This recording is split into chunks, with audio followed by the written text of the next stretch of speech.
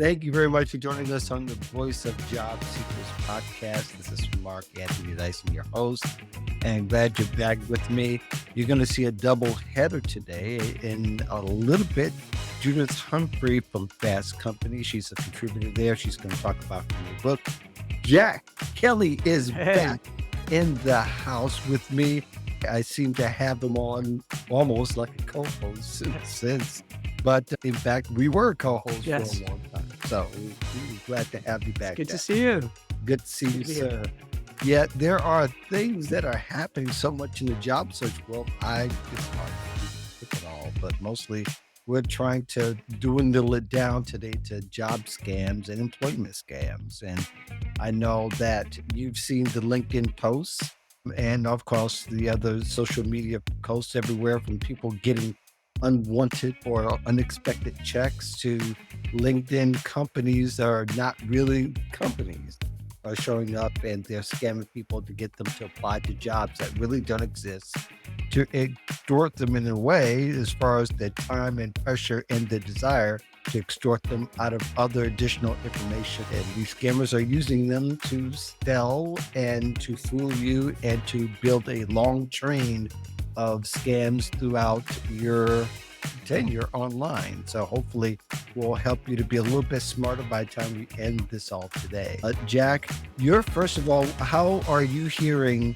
about employment scams? If you're really hearing You about know, it's interesting because I've seen you and Hannah Morgan talk about this a fair them. amount. And it's one of those things, sometimes you hear people talking about it, writing about it, but you're not zoned in on it. And so when you invited me to come on and chat with you about it, I said, oh, let me look into it some more. And Mhm. then I started digging into it and then finding out, yeah, I didn't realize that there's a lot of scammers there that are trying to take advantage of vulnerable job seekers, Yeah. and pretty heinous, Mark, right? Because Yeah, it a is lot of pretty. people's tough job market to begin with.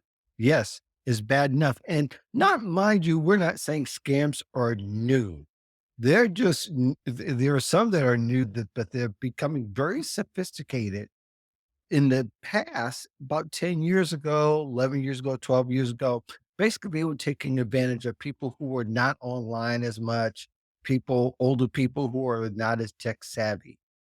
And those were a lot of those victims. But a lot of the victims now are very savvy and considerable tech savvy professionals are getting fooled by some of these scammers because the technology has developed in the way that it has. Somebody or somebody's can appear like a real company. In fact, they can appear like a real company that already exists. So that's where the new kind of layers come and to the point to where the FTC start to take notice, and they've always been it, but they really got some warnings. Even the Better Business Bureau said that they would be able to send people where they need to go if they hear about it. So there is some help, but I think there's some things that people can do on the outlier before they even, while they get confronted from a scammer. First of all, for them to get your email address it is a bad thing because they compile a whole bunch of email lists and they'll sell it to other scammers. So it may not stop. I don't know if you saw some of the other TikToks that I sent you, Jeff, via Yeah. messaging. So what are you seeing, Mark? Like, what are some of the really big issues that job seekers have to watch out for?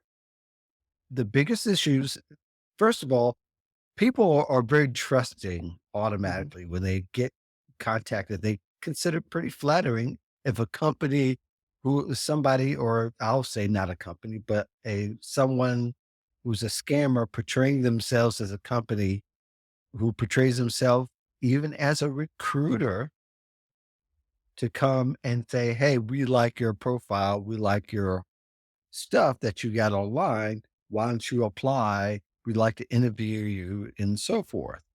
And automatically people are in that state where it's a tough job market. Some people have been looking 6 to 12 months at this particular point in some instances. Some have just got laid off and they need to find a job real bad. So, of course, it seems flattering. And they said, let me go see what this is all about. So they'll go and research the company. They won't research the contact person. And sometimes they've even researched the contact person.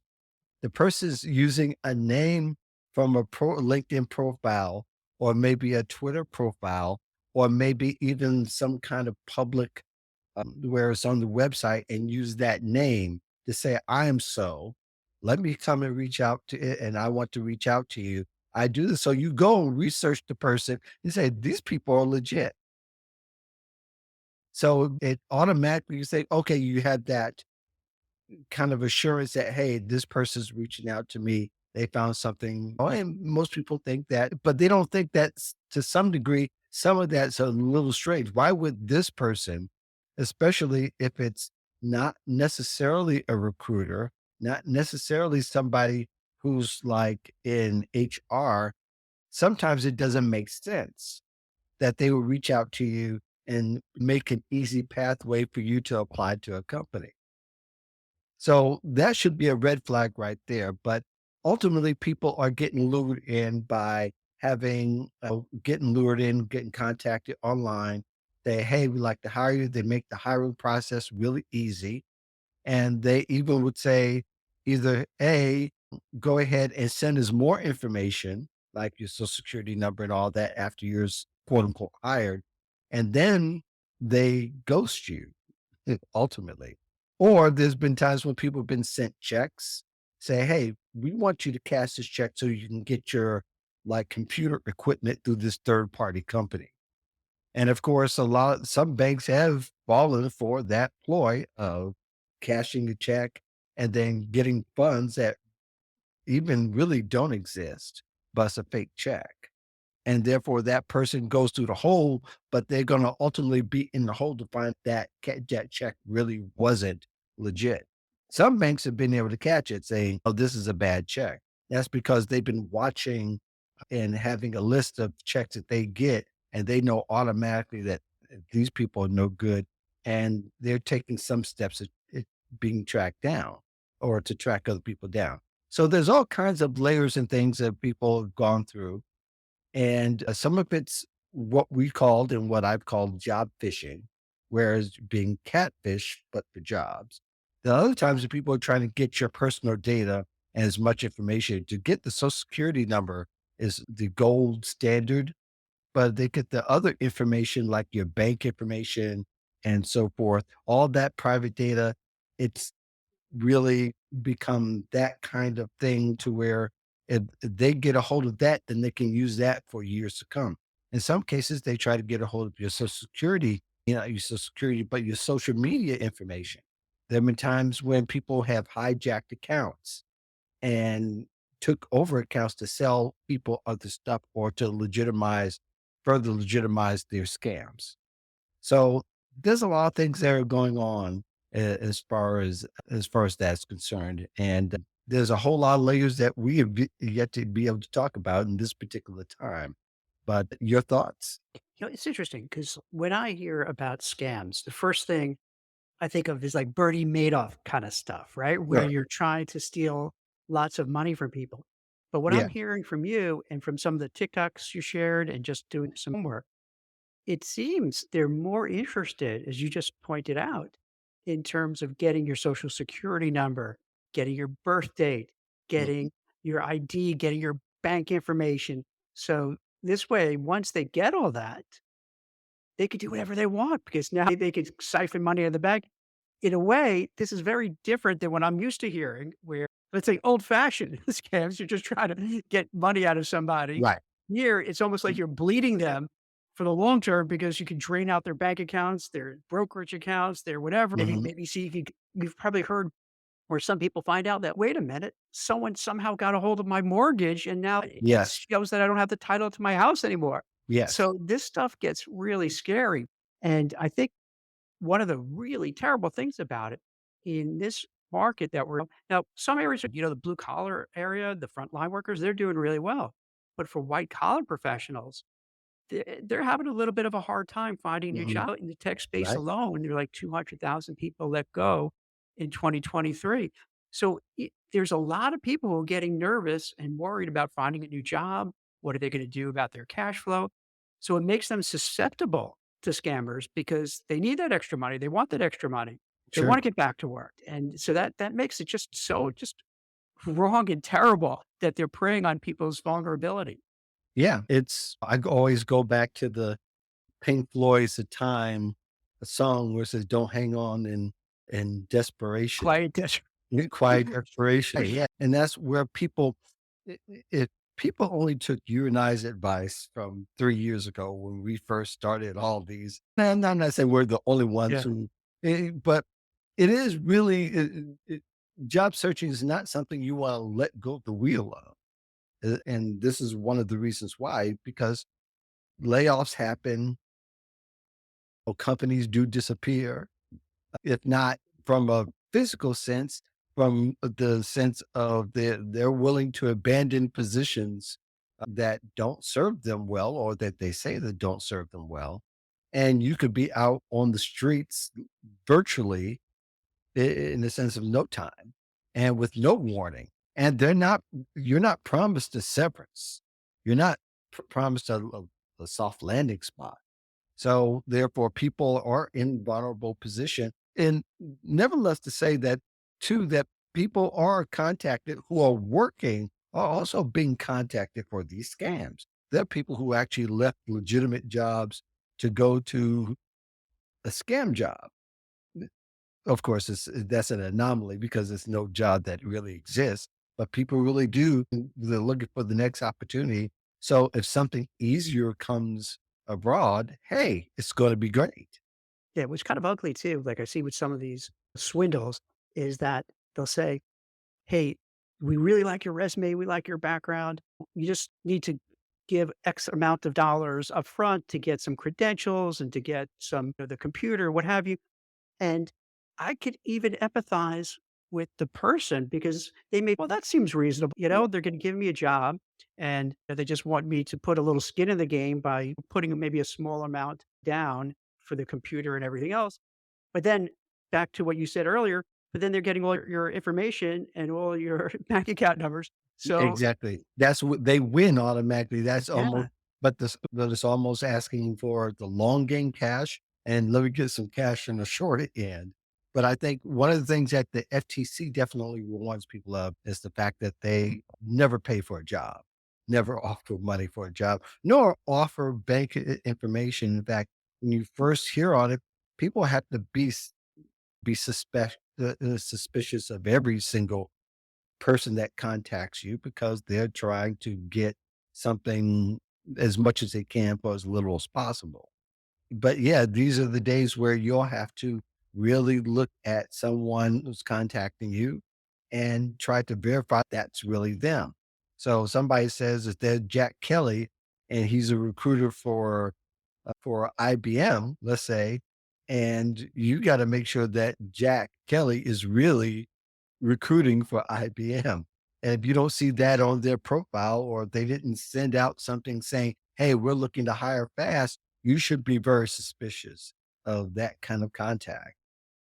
yeah, speaking of recruiters, generally pretty much 100% or Mhm. maybe 99.9%, if you're dealing with a recruiter, they don't ask you or tell you have to pay for the services. The Right. way it traditionally works, and I'm not sure if everyone knows this, the way it really works is the company will tap a recruiter and say, "Hey, we'd like, your services to help find somebody for us."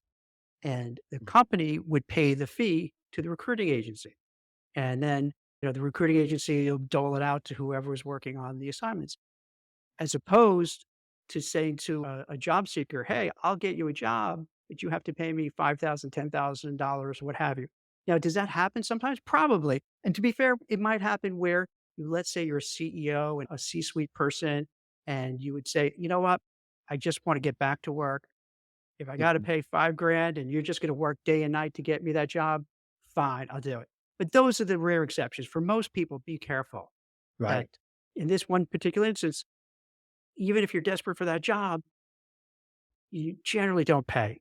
It's standard procedure at this point. There shouldn't be any money exchange at all, especially at the beginning, to where there are advice talking about that they're easily meeting a salary expectation, or for the fact that, hey, we're going to send you some money after they tell you, and we want you to go outside. If somebody wants some computer equipment or if computer equipment, software equipment is involved, the company provides that. You don't have to do anything. And I know that there are people who fall in for that. We got some input here Yeah, we from, gotta speak to Robin. yeah, She's all in on this Robin is conversation. all in on this. And Robin, by the way, has been a guest on the show. She works a lot with federal clients, but she gets out there and she gets a lot of information. She says, I helped shut down a major sophisticated scam a few years ago, and it's still going. It even affected tech, as I confirmed, very tech savvy folks. A director at Microsoft was one of them. The FTC shut down, and she provides the links.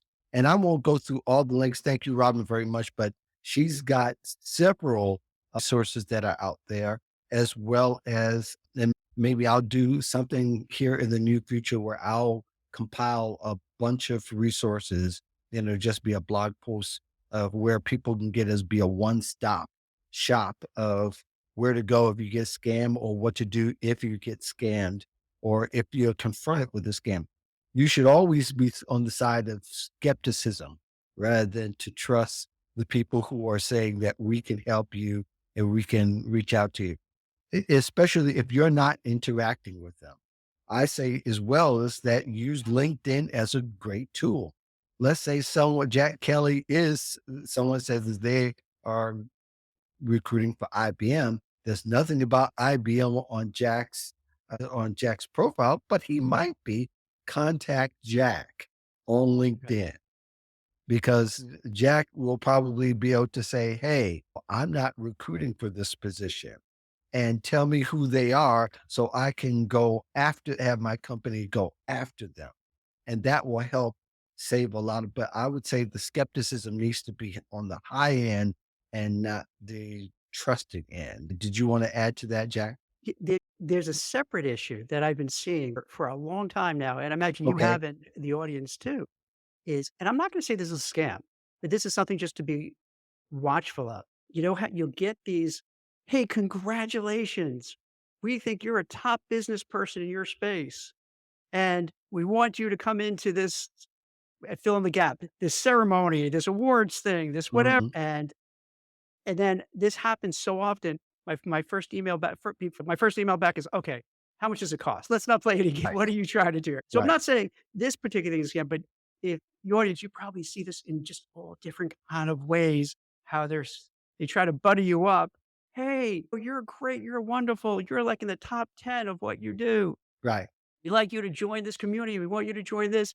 And there's always a fine line where like, all right, for a very low cost, don't worry about it. Right. So that may not be scam, but it's one of those things where you got to be super There, careful. well, even that is suspect because Yeah. if somebody wants to give you an award, they just give it to you. They just give it to you. I've gotten a few of them and they just go ahead and give it to you and even promote you. Now, they might have another interest in mind on the other end, Yeah. but ultimately, giving an award costs nothing usually if they really want to give you an award. So yeah, definitely be skeptical of somebody who isn't active on LinkedIn, but their profile is being used to lure you because it could be that person just has a good profile. There are active profiles. In fact, Adrian Tom, she used to be on our show and was one of our colleagues. I believe her name was being taunted as a recruiter. Now, Adrian Tom's not a recruiter. She helps job seekers, career coaching and resume writing. So, because she's active on LinkedIn, it might be legit and it might be if you really don't know Adrian Tom, but because you're flattered and you can go on LinkedIn to see, but you got to go ask Adrian Tom Yeah. on LinkedIn. That's where the key is. Don't just believe someone who says over the phone that I'm Adrian Tom. And I'm just using Adrian Tom. Maybe I'll tag her for her to see what I'm talking about. I think Robin was just posting something like this kind of getting, "Hey, you're in the top 10." So Yeah, it's yeah, it's luring. And if it's too flattering, they don't have any basis for anything like that. probably is too good to be true, and you should be very skeptical and act on that. And in some cases, report that to LinkedIn if they're looking for money or some kind of business. Then go the other step, report it to the Better Business Bureau or the Federal Trade Commission. Go to those sites. They're very helpful on Twitter as well. Twitter mostly is where they're active and probably will be the most interactive with you. You can get a lot of because they've probably gotten complaints from other people. So I would say use this as a starting point. And if you have any questions, you can feel free to contact me, contact Jack, because Jack hears everything on the streets of job search. Anything you want to add before we head out? Yeah, I think I'm really glad that you making this LinkedIn Live podcast because a lot of people are not aware of it, and I think what happens is this: as the economy stays tougher, high inflation, high interest rates, Mm, it's very easy for people who are seeing their pocketbook and their money not going as far that they'd be tempted to do something where they wouldn't do in the past. So mm. it's like a public service announcement that you're doing and bringing it up to say, hey, just be vigilant, be smart, be careful, be thoughtful. Just don't jump into something. And it's easier said than done because when people are a little concerned and they're in between jobs and they're running through their savings, they become vulnerable and they can become victimized. So this is a really good thing you're doing, Mark, by Yes, talking about it and writing about it. I will probably come on a whole lot more often, even if I come on by myself to say, hey, these are some things we're finding out. Yeah. Look out for them because I really do think that people, they don't have to be victims of something that they don't know about.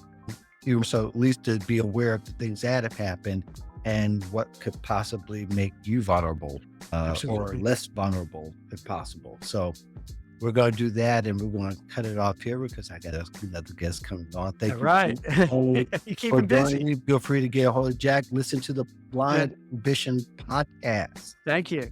And you And got to check out your TikToks. yeah, I yeah. see you all So the thank you time. again to my TikToks and my YouTube short Yes. channel. I haven't seen the TikToks. I don't go on YouTube, so I'll check them. Yeah, I've been trying to do more TikToks lately and trying to be. I put one out, in fact, earlier this morning. So, yeah, they're full of them now. I'm doing them on a regular basis. So, Awesome. check them out. Hopefully, you'll join me somewhere in I'm gonna that try. area. Yeah, I got to get into it. Yeah, you I'm gotta a big get to it. fan of you, TikTok. I like your TikTok videos. I think the whole platform is actually awesome. I'm into Yeah, it. I really think so too. Thanks a lot, Jack. Take Thank you, care. Robin Schlinger. And I'll be back in a few Thanks. minutes for those of you, the rest of you, peace Take and care. valor, love. See you Bye. later.